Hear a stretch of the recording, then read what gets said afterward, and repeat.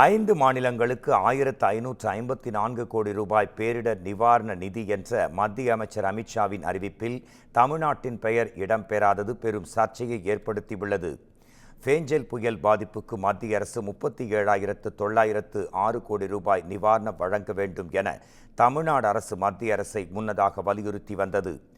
ஏற்கனவே கல்வித்துறைக்கு வழங்க வேண்டிய 2,000 கோடி ரூபாய் நிதியும் வழங்கப்படவில்லை என்று தொடர்ந்து குற்றம் சாட்டியது.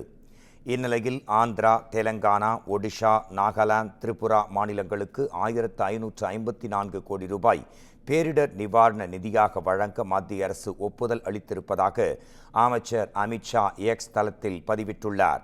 ஏற்கனவே 27 மாநிலங்களுக்கு 18,322 கோடி ரூபாய் நிதி விதிக்கப்பட்டதாகவும் அவர் குறிப்பிட்டுள்ளார். அமைச்சர் வெளியிட்ட அறிவிப்பில் தமிழ்நாட்டுக்கு பேரிடர் நிவாரண நிதி ஒதுக்கப்படவில்லை என்பது உறுதியாகியுள்ளது. இதனிடையே திருச்சியில் செய்தியாளர்களை சந்தித்த துணை முதலமைச்சர் உதயநிதி ஸ்டாலின் மத்திய அரசு தமிழ்நாட்டை தொடர்ந்து வஞ்சித்து வருவதாகவும் பட்ஜெட்டில் தமிழ்நாட்டின் பெயர் கூட இல்லாமல் புறக்கணிக்கப்பட்டிருப்பதாகவும் குற்றம் சாட்டினார். மேலும் நிதியை தரவில்லை என்றால் தமிழ்நாடு முழுவதும் போராட்டம் நடத்த தயாராக இருப்பதாகவும் மொழி உரிமை, கல்வி உரிமை எவ்வளவு முக்கியம் என்பதை மக்களிடம் எடுத்துச் செல்ல வேண்டும் என்றும் அவர் மேலும் குறிப்பிட்டார்.